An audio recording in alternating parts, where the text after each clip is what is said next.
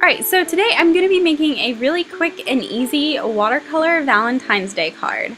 Well, it would be a little bit quicker if I actually had a watercolor card ready, but I have run out of my prepackaged ones, so I'm making my own from some larger sheets of watercolor paper. And yeah, I totally pulled in a Christmas card just to check out the size. So for this card, I was just going to go for something simple, and I'm going to be writing Valentine on it in black ink. And to decorate it, I'm just going to be making a little heart template, and I'm making the template so I can get the spacing correct. And I'm just going to be putting watercolor hearts all over the card.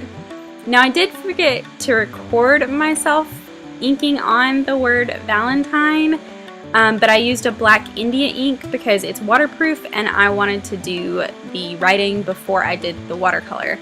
If you wanted to do the writing before the watercolor, you could use something like Sharpie or black India ink, anything that's waterproof. So for this project, I'm using my Winsor & Newton palette, but you could use any sort of watercolor that you have on hand.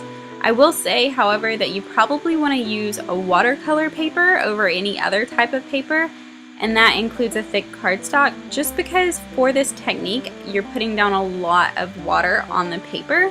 And if you're using a thick cardstock, it might peel or buckle really easily. So you see when I do the heart, I actually put down water on the heart before I put down the wet watercolor. And that just lets the watercolor bleed nicely and blend nicely into each other, and it makes it really soft and pretty. But you are using a lot of water for that technique. As you'll notice as well, I did tape down my card in certain spots. You can tape down the whole card, but because some of my hearts go off the paper, I couldn't tape down those sections. You can be really creative in the colors that you're using inside of your heart. If you don't want to use pink or red or purple or blue like I did, that's totally cool, and you should definitely be creative with it. I do recommend, however, thinking about what colors you're going to use, because certain colors, when they mix together, are going to be really muddy. So if you mix blue and orange together, for instance, because they're complementary colors, they're going to turn into kind of this brown mucky color, which you might not want so much. The same with mixing like a red and a green together. It doesn't usually turn out to be super pretty, so just when you're going through and making these, in each individual heart, you might want to keep complementary colors away from each other. But since blue and red mix together to form a nice purple, and that's kind of the color scheme I was going for, I thought that would be fine.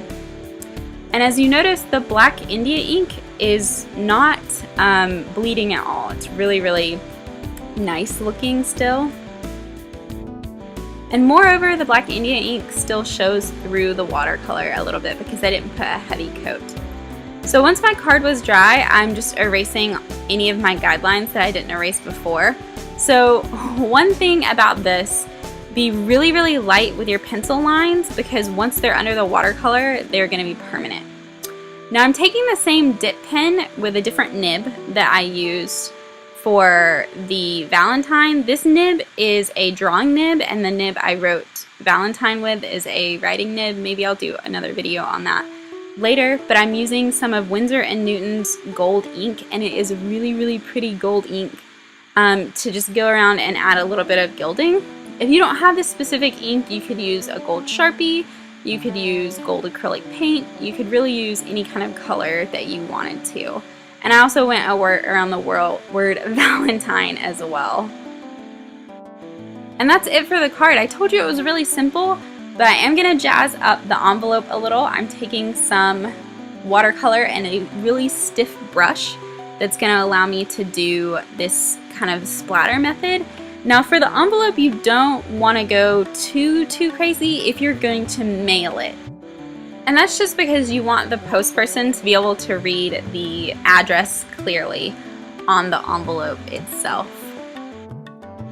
But that's it, and in almost no time, I think this took me maybe 15 to 20 minutes for the entire card and the envelope, you can have a really cool, unique, handmade Valentine's Day card for whoever your Valentine is this year. I hope that you have enjoyed watching this video.